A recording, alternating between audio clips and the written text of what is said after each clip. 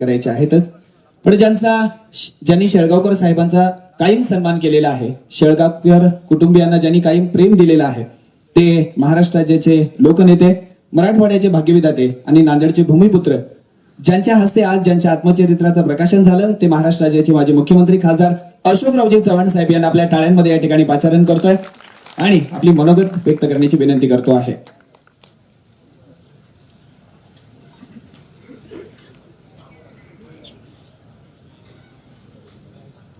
महाराष्ट्राचे लोकनेते आणि ज्यांनी ग्रामविकासामध्ये जबरदस्त काम असं त्यांच्या कारकिर्दीमध्ये केलं, राज्याच्या संत गाडगेबाबा ग्राम स्वच्छता समितीचे राज्याचे प्रथम अध्यक्ष आणि या कार्यक्रमाचे गौरवमूर्ती सन्मान्य माधवरावजी पाटील शेळगावकर यांच्या जीवन कार्याबद्दल त्यांचा होणाऱ्या सत्काराला उपस्थित असलेले आणि त्याचबरोबर माझी ग्रामविकासाची शेती, त्यांच्या आयुष्यामध्ये त्यांची जी जीवनगाथा आहे व्यक्त करणारं जे आज पुस्तक या ठिकाणी प्रकाशित झालेलं आहे, या सोहळ्याला या ठिकाणी आज उपस्थित असलेले जिल्ह्याचे ज्येष्ठ नेते, माजी शिक्षण मंत्री, आमचे सहकारी सन्मान्य कमलकिशोर कदमजी, आमदार, माजी आमदार, आमचे सहकारी पाशा पटेलजी, खासदार रवींद्र चव्हाणजी, आमदार हेमंत पाटीलजी, आमदार आनंदरावजी भोंडारकर, माजी मंत्री डी.पी. सावंत, माजी मंत्री माधवरावजी किनाळकर, माजी आमदार शंकरनाथ धोंडगे, दीपराव पाटील बेटमोगरेकर, राजेश कुंटुरकर, शिरीष गोरठेकर, कलशेट्टीजी, चंदू पाटील मारकवाडजी, गुणवंत पाटील हंगरगेकर, कामाजी पवार, सुरेंद्र रेड्डी, किशोर स्वामी, प्रवीण साले, निर्मल कुमार सूर्यवंशी, आनंद चव्हाण, बळवंतजी पाटील, संजय पाटील, राज पाटील, अभिमन्यू पाटील, शिवराज पाटील, विजय पाटील, शेळगावकर कुटुंबियातील सर्व सन्मान्य सदस्य, माता भगिनी, आज या सत्कार सोहळ्याला आलेली सर्व नांदेड जिल्ह्यातील सर्व मान्यवर मंडळी, बंधू भगिनी आणि सहकारी मित्रांनो, मला अतिशय आनंद आहे की आज माधवरावजींच्या या सत्कार सोहळ्याला आम्हाला सर्वांना आपण पाहताय व्यासपीठावर सर्व पक्षीय सहकारी आमचे या ठिकाणी उपस्थित आहे. आणि आपल्या सर्वांना माहितीच आहे की माधवरावजींचं 1 जानेवारीला वयाची 81 वर्ष पूर्ण होऊन त्यांनी 82व्या वर्षात पदार्पण केलेलं आहे. त्याबद्दल मनपूर्वक त्यांचं मी अभिनंदन आपल्या सर्वांच्या वतीने प्रथम या ठिकाणी करतो. आणि माधवरावजी खरंच आपल्याला पाहिल्यानंतर तो 82 वर्षाचे झाला असं वाटतच नाही. माधवरावजींचं व्यक्तिमत्वच असं आहे, मी त्याला अनेक वर्ष पाहतोय, अनेक राजकीय चढउतार मी पाहिले, जवळून पाहिलेला आहे. शेतकरी संघटनेचे ग्रामीण नेते म्हणून त्यांना मी फार जवळून परिचित आहे, मी त्यांना पाहिलेलं आहे. आणि अशी ही पर्सनॅलिटी जी आहे ती आहे तशीच आहे, कुठलाही बदल त्याच्यामध्ये झालेला नाहीये. आणि म्हणून माधवरावजी, तुम जियो हजारो साल, तुम्हारी उम्र हो 50,000, अशा शुभेच्छा मी या ठिकाणी सर्वांच्या वतीने या ठिकाणी आपल्याला व्यक्त करतो. तुमचं कामच एवढं जबरदस्त राहिलेलं आहे. आणि मला आनंद या गोष्टीचा आहे की राज्याचा प्रमुख असताना आपल्या भागातल्या माणसाने एवढं मोठं काम केलेलं आहे. खरं म्हणजे त्यांच्या गावाला जाण्याचा योग आला, त्यांनी मला मुद्दाम नेलं होतं आणि गावातली जी जी कामं ग्रामविकासाची त्यांनी त्यांच्या काळामध्ये साध्य केली किंवा परिश्रम घेऊन केली, आणि केवळ नांदेड जिल्ह्यापुरती किंवा शेळगाव गौरीपुरती नाही, तर महाराष्ट्रातल्या 2000 गावांना भेटी देऊन अशाच प्रकारचं काम राज्यातही व्हावं, हे ज्यांनी डेडिकेशननी केलं, ज्यांनी मन लावून केलं, कुठलंही काम साध्य करायचं असेल किंवा त्याची उद्दिष्टपूर्ती व्हायची असेल तर त्या कामाची ओनरशिप घ्यावी लागते, त्या कामाला वाहून यावं लागतं, ते काम मनापासून करावं लागतं. आणि माधवरावजींनी कुठल्याही प्रकारची अपेक्षा न ठेवता राजकारणात अनेक चढ उतार पाहिले. ग्रामपंचायतीच्या सरपंचापासून ते जिल्हा परिषदचे सभापती, जिल्हा परिषद सदस्य, आणि त्यानंतर सुद्धा राजकारणात संधी मिळो ना मिळो त्यांनी स्वतःला सामाजिक कार्यामध्ये वाहून घेतलं, काम केलं. आणि अशा व्यक्तीला राज्याच्या पातळीवर संधी दिली पाहिजे. आपल्या माणसाला आपण संधी नाही दिली तर केव्हा मिळणार संधी ती? आणि मला अभिमान या गोष्टीचा आहे की त्या काळामध्ये माधवरावजी राज्याचे अध्यक्ष झाले की आजही आम्ही विसरू शकत नाही. ग्रामस्वच्छतेचा खरा मूलमंत्र जो आहे, मला सांगायला आनंद, या गोष्टीची आठवण आहे. आम्ही पवार साहेबांच्या मंत्रिमंडळात होतो. पवार साहेबांचे मंत्री, मी आणि माधवरावजी दोघे आम्ही त्या वेळेस त्यांच्या सुरुवात आमची राजकारण त्या ठिकाणी झाली. आणि त्यानंतरच्या कालावधीमध्ये अनेक मुख्यमंत्र्यांसोबत मीही काम केलं. पण जवळून मी जे अनुभवलं, पाहिलं, ते ग्राम स्वच्छतेला खऱ्या अर्थाने वाहून घेण्याचं काम जर कोणी केलं असेल त्यावेळेस तर स्वर्गीय आर पाटील यांचं नाव महाराष्ट्रामध्ये फार वरच्या पातळीवर आपण आज लक्षात ठेवलेलं आहे सर्वांनीच, की आर पाटील हे एक ग्राउंड लेवलचे काम करणारे आमचे मंत्री राहिले, राज्याचे उपमुख्यमंत्री राहिले, गृहमंत्री राहिले. या ग्रामीण भागातला आलेला खरा कार्यकर्ता म्हणून आर पाटलांशी आमचे अनेक वर्ष संबंध राहिले. मंत्रिमंडळात आम्ही दोघांनी एकत्र काम केलं. आणि म्हणून आर पाटलांच्या नंतर या मोहिमेला पुढे न्यायचं काम जर कोणी केलं असेल तर आमच्या माधवरावजी पाटील यांनी केलेलं आहे. वाहून, अक्षरशः वाहून घेतलं. शासनाच्या एवढ्या योजना आहेत. आज आपण पाहतो पंतप्रधान मोदींनी जे काम हाती घेतले, देश पातळीवर ग्राम स्वच्छतेचं काम, विकसित भारताचा जो विषय त्यांनी हातात घेऊन 2047 पर्यंत देश विकसित करण्याची भूमिका त्यांनी जी घेतलेली आहे, हे मोठं काम आहे, फार सोपं नाही आहे. आणि फक्त घोषणा नाही तर 2047 पर्यंत संपवायचं आहे आपल्याला हे काम.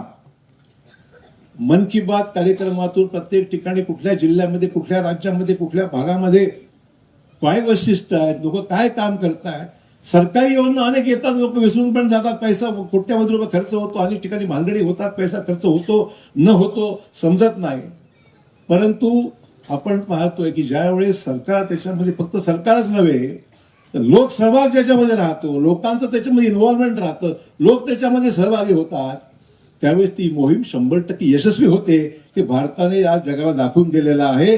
आणि म्हणून माधवरावजी, तुम्ही जे केलेलं काम आहे, तुम्ही भले आज अध्यक्ष नसाल पण ते काम अविरतपणे पुढे चालू राहणार आहे. आणि जोपर्यंत तुमच्याकडे पाहून तुमची प्रेरणा घेऊन या ठिकाणी हे काम होत राहील, तोपर्यंत हे काम ते संपणारं काम नाही. खूप पहिल्यांदा केंद्र सरकार, राज्य सरकार दोन्ही या ग्राम विकासाच्या कामाला, देशाच्या विकासाकरता, या सगळ्या गोष्टी करून देशाने आज बरंचसं नवीन पाऊल टाकलेलं आहे. नवीन दिशेने आपण चाललेलो आहोत. आणि ते आत्मसात करण्याची तयारीसाठी आपण पुढची पिढी म्हणा किंवा ते जे लोक आहेत ते सर्वांनी जर पुढाकार घेतला तर मला खात्री आहे की देशाचं उद्दिष्ट जे विकसित महाराष्ट्राचं आहे, विकसित नांदेडचं आहे, ते आपण साध्य करण्याकरता 2027 वाट पाहायची गरज पडणार नाही. किंवा जबरदस्त काम आपण करू शकतो. मला मुद्दाम या ठिकाणी नमूद केलं पाहिजे. माधवजींचं आत्मचरित्र या ठिकाणी प्रकाशित आपण केलं. आमचे निर्मल प्रकाशन व त्यांचे संचालक निर्मल कुमार सूर्यवंशी यांच्या प्रकाशन हाऊसमधून प्रकाशनचा उल्लेखनीय कामगिरी केल्याबद्दल त्यांनाही पुरस्कार निर्मल कुमार साहेबांना दिलेला आहे. निर्मल कुमार सूर्यवंशी यांनी जोरदार टाळ्यामध्ये, एवढा मोठा माणूस आहे, राज्यस्तरावर त्यांचं कौतुक होत आहे.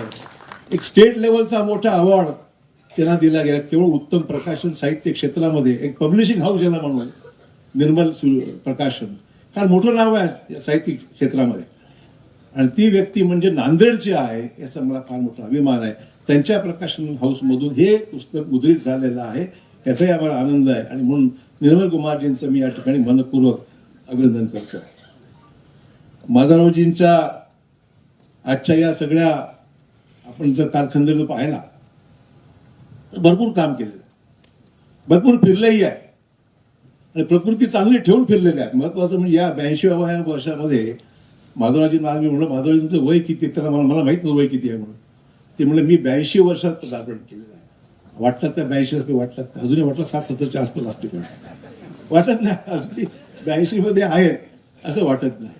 पण काम ती जिद्द आहे. त्यांच्याशी बोलायला बसतो, सहज विषय काढला तर किमान अर्धा तास तरी सोडत नाही तुम्हाला. म्हणजे एवढं ते सांगतात की त्यांनी काय सुरुवात, म्हणजे कंटाळवाणी विषय नाही म्हणत मी.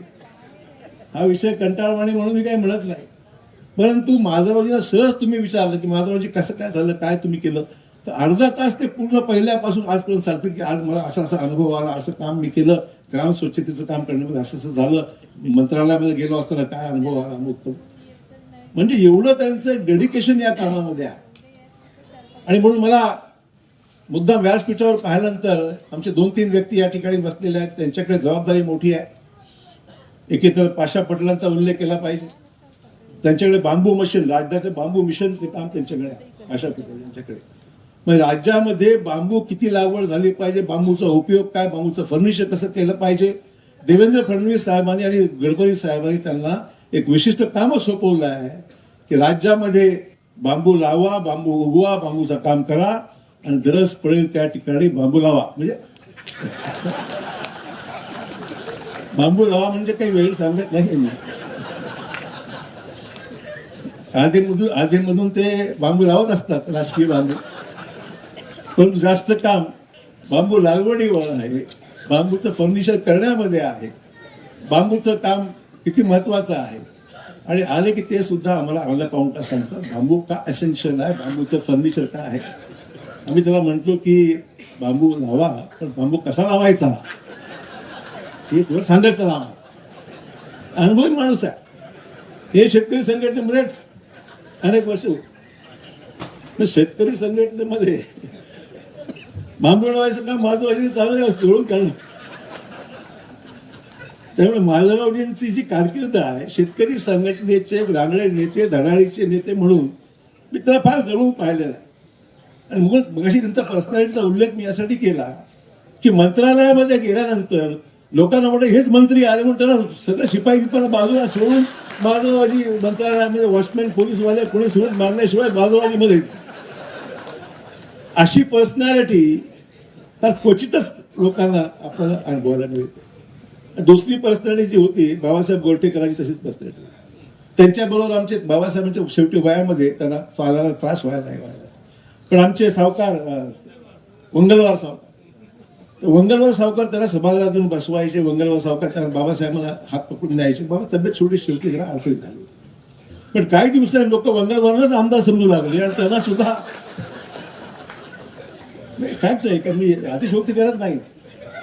पण काही मंडळींचे व्यक्तिमत्व असतं, पण व्यक्तिमत्वाबरोबर कर्तृत्वही माधवरावजींचं बाबासाहेबांचं होतं. हे मला मुद्दाम या ठिकाणी नमूद केलं पाहिजे की त्यांच्या कर्तृत्वामुळे, त्यांच्या व्यक्तिमत्वामुळे आणि त्यांची जी आवक आहे काम समजून घ्यायची, काम करायची इच्छाशक्ती जी आहे, फार मोठं काम माधवरावजी तुम्ही उभं केलं आहे. आणि म्हणून मी त्यांना सांगितलं 82 वर्षासाठी तुम्ही झाले असाल तर तुम्हाला रिटायरमेंटसाठी आम्ही आलेलो नाही आहे. आता कालच आपण पाहिलं की देश पातळीवर कृत्रिम बुद्धिमत्तेवर काल फार मोठं कॉन्फरन्स देशामध्ये 5 दिवसाची झाली. आर्टिफिशियल इंटेलिजन्सवर फार मोठ्या प्रमाणावर देशामध्ये 5 दिवसाची कॉन्फरन्स झाली. आणि त्या कॉन्फरन्समध्ये जवळपास 50 ते 60 देशाचे प्रमुख आले होते. जगाभरामधले आर्टिफिशियल इंटेलिजन्स क्षेत्रातली फार मोठी मंडळी, सीओज, MDs, चेअरमन त्या ठिकाणी आले होते. आणि मोदी साहेबांनी भारताने जो आर्टिफिशियल इंटेलिजन्समध्ये जो विकास केलेला आहे, ती काय पद्धतीने केलेला याची पूर्ण वाच्य त्या ठिकाणी झाली. देशामध्ये सुद्धा आपली प्रगती आणि परदेशातून सुद्धा किती सॉफ्टवेअर उपलब्ध आहे ही सगळी माहिती त्यांनी त्यावेळेस दिली. मला माधवरावजींना, पाशाभाईंना मुद्दा विनंती करायची की शेती क्षेत्रात तुमचं सगळं फोकस शेतीवर आहे, ग्राम स्वच्छतेवर आहे. मी तर जरूर सांगेन की तुमच्यासारख्या लोकांनी AI चा सुद्धा उपयोग कसा करायचा. आणि शेतीमध्ये कृत्रिम बुद्धिमत्ता नेमकं काय, आपल्याकडे ग्रामीणपर्यंत पोहोचायला अजून वर्ष जायला लागलं. देश पातळीवर हा विषय जागतिक पातळीवर चर्चा आहे. जिल्हा पातळीवर अजूनही शैक्षणिक संस्थांमध्ये सुरुवात नाही आहे. अजूनही देश पातळीवर, राज्य पातळीवर त्याची माहिती लोकांपर्यंत गेलेली नाही आहे. पण त्याचा वापर केल्याने शेतीला किती पाणी लागणार, किती फर्टिलायझर लागणार, ऑर्गॅनिक शेती काय केली पाहिजे, पाणी केव्हा दिलं पाहिजे, शेती ऊस कसा वाढू शकतो, काय, म्हणजे प्रत्येक गोष्टीमध्ये एवढी बारकाईने माहिती यामध्ये आहे. मी तर माधवरावजींना विनंती करेन की पुढचा टप्पा जो तुमचा आहे, ग्रामविकास तुम्ही केला, चांगलं केलं, ते काम तुम्ही करा, तुम्ही त्यात एक्सपर्ट झालेला आहात. पण नवीन पिढीला नवीन तंत्रज्ञानाच्या वापरातून आपल्याला शेती कशी उत्तम करता येईल याकरता मात्र आपल्याला एक पुढची चॅलेंज म्हणून नवीन पिढीला काहीतरी आपल्या माध्यमातून आपल्याला सांगता आलं पाहिजे आणि त्यातून त्यांना काहीतरी अवगत करता आलं पाहिजे. मराठवाडा सुद्धा इतर राज्यातल्या इतर भागापेक्षा पुढे जाईल एवढी पोटेन्शियल मराठवाड्यामध्ये आहे. आणि ते पोटेन्शियल गाठायचं असेल तर आधुनिक तंत्रज्ञानाचा फायदा आम्हाला कसा घेता येईल याकरता मराठवाड्याला आपल्याला काहीतरी वेगळ्या मार्गाने या क्षेत्रामध्ये आपल्याला मदत करावी लागणार आहे. आणि म्हणून मला वाटतं की या सगळ्या गोष्टीचा उल्लेख मी यासाठी केला की या सगळ्या गोष्टी करण्याजोग्या आहेत, करण्यासारख्या आहेत आणि करण्यासाठी माणसं आपल्याकडे आहेत, देव माणसं आहेत खऱ्या अर्थाने, जे काम करून दाखवू शकतात. डेडिकेशन आहे, ओनरशिप आहे. महाराष्ट्र आज वेगळ्या गतीने पुढे चाललेला आहे. इन्व्हेस्टमेंट येत आहेत, पायाभूत सुविधा निर्माण होत आहेत, विमान सेवा सुरू झालेली आहे मराठवाड्यामध्ये, नांदेडमध्ये. रेल्वे पहिल्यापेक्षा चांगली अधिक सक्षम झालेली आहे. विकसित भारताकरता पैसा येतो महाराष्ट्रामध्ये येतोय. मला वाटतंय की आज नांदेड शहर सुद्धा विकासाची ताकद आहेत आणि लोकांनी मॅन्डेट दिलेला आहे. त्या पद्धतीने पुढे जाऊन स्वच्छता केवळ ग्रामीण भागापुरते स्वच्छ शहर असलं पाहिजे. शहरामध्ये काय काय नवीन आपल्या गोष्टी करता येईल. समस्या नवीन निर्माण झालेल्याच आहेत. ट्रॅफिक वाढलेलं आहे, रस्ते कमी पडत आहेत, लोकांची इन्व्हेस्टमेंट्स वाढलेल्या आहेत, दुकानं वाढलेली आहेत, शॉपिंग मॉल्स वाढले आहेत, शॉपिंग सेंटर्स वाढलेले आहेत. खूप बदलत चाललेलं आहे. पण एक गोष्ट मला निश्चित की राज्यातल्या विकसित शहरामध्ये आणि पोटेन्शियल असलेल्या शहरामध्ये आणि नांदेड वरच्या क्रमांकावर आहे. 100% तुम्हाला सांगू इच्छितो की आगामी काळामध्ये हे व्यवस्थितपणे हाताळलं गेलं तर मला खात्री आहे लोकांनी जबाबदारी सोपवली आमच्यावर, ती जबाबदारी स्वीकारून नांदेड शहरात, नांदेड जिल्ह्याला चांगल्या पद्धतीने आम्ही सगळे मिळून सामूहिकरित्या जिल्ह्याला पुढे नेण्याकरता आपल्या स्वप्नाचा जिल्हा जो आहे, विकसित भारत असो, विकसित महाराष्ट्र असो, त्या विकसित महाराष्ट्रामध्ये नांदेडचं स्थान वरच्या क्रमांकावर राहील अशा पद्धतीने आम्ही सर्वांनी मिळून प्रयत्न 100% करणार आहोत. आणि त्याकरता या क्षेत्रामध्ये ऊर्जा देणारे व्यक्तिमत्व माधवरावजी शेळगावकर यांच्या माध्यमातून आज आम्हाला निश्चित उपलब्ध झालेला आहे, हे मला या ठिकाणी मुद्दाम सांगायचं आहे. आणि त्यामुळे अधिक वेळ मी घेणार नाही. मुद्दाम यासाठी अगोदर उठलो कारण की इतर ठिकाणी जायचं असल्यामुळे आज लग्नही खूप होती, पण किमान हजेरी तरी मारता आलं पाहिजे. लग्नात जवळपास 3-4 लग्न सकाळीच होती, पण आपण सर्वजण, मला कल्पना आहे की लग्न सोडून सुद्धा या कार्यक्रमाला माधवरावजींच्यासाठी आपण सर्व लागला आहात. आणि त्यामुळे माधवरावजींना मनपूर्वक या ठिकाणी शुभेच्छा देतो. आपण असंच पद्धतीने आगामी काळात आपण काम करत चला. आपल्याकडे आम्हा सर्वांच्या अपेक्षा, आमच्यावर जबाबदारी सोपवा. आपण आपल्याला काय वाटतं, काय करण्याची गरज आहे, आमची त्याच्यामुळे लोकप्रतिनिधी या नात्याने काय काय करण्याच्या माध्यमातून आपल्याला या क्षेत्रामध्ये अधिक पुढची उंची गाठता येईल याकरता आपल्यासारख्या ज्येष्ठांचं मार्गदर्शन असावं अशा प्रकारची अपेक्षा करतो. आपल्याला शुभेच्छा, आपल्याला, आपल्या कुटुंबाला या ठिकाणी मनपूर्वक शुभेच्छा देतो. आपली रजा घेतो. जय हिंद, जय महाराष्ट्र.